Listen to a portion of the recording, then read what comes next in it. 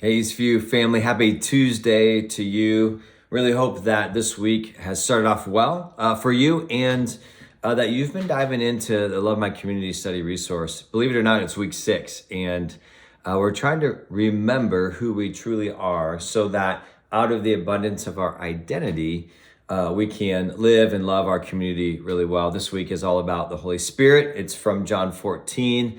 I encourage you to go back to Sunday's sermon about who the Holy Spirit is. But it reminded me of just my own experience with Team Sniff. And some of you guys know this, actually many of you do, I think by now, is that our family, we have 6 kiddos, but many of them, most of them come from the foster care and adoption route. And so if you've ever experienced that at all, there's a point in time in which you are in the courtroom, and for every kid or a group of kids, a family of kids, there is what's called a GAL, a guardian ad litem. And that is Latin, I believe, I don't know, for somebody who advocates for and represents somebody else. And so our kids, before they were adopted, had a GAL, somebody who stood in the courtroom and represented them, advocated for them, was their helper, wanted to make sure that they were receiving everything possible for them to thrive in life. And what's so interesting about this is that I go to that in John 14. Jesus is saying, I'm about to leave, but I'm going to give you somebody even more helpful than I have been for you. And he introduces that in John 14, verses 16 and 17. Jesus says this, and I will ask the Father, and he will give you another helper to be with you forever. Even the Spirit of truth, whom the world cannot receive, because it neither sees him nor knows him. You know him, for he dwells with you and will be in you. Some versions say, and is in you. Jesus is introducing the Holy Spirit. And so I don't know what your background is, because there's a spectrum here of an understanding or an experience, or maybe even better yet to say a comfortability with the Holy Spirit. That leads us to the question, what is the Holy Spirit? And I actually want to rephrase that to say, who is the Holy Spirit? And Jesus gives light to this. He's a counselor.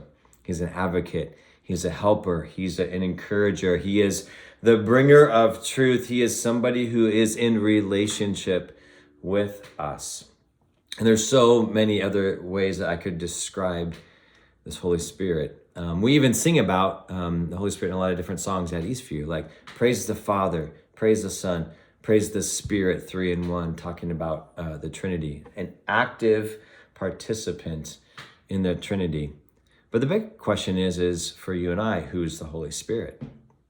Because depending upon your background, depending on your experience, you may or may not feel comfortable or may not fully understand who the Holy Spirit is. So I just, again, I'll encourage you to go to the LMC resource this week. It will help you understand a bit more. But the prayer for today, and maybe the challenge for you and I today, is to pay attention in new ways. Because all too often, I'll be honest, right, in our Jesus following life, we can put our faith in a box, in the sense of a controllable box. Like, I am comfortable with this part of Jesus, but I'm not with this. The same thing can happen with the Holy Spirit. I am comfortable with understanding this part of the Holy Spirit, but I may not feel comfortable with what I read about this part of the Holy Spirit. So maybe to stretch ourselves and to break down some obstacles or barriers that we have put in place, maybe it's a simple question of praying today and asking, Holy Spirit, will you reveal yourself in new ways?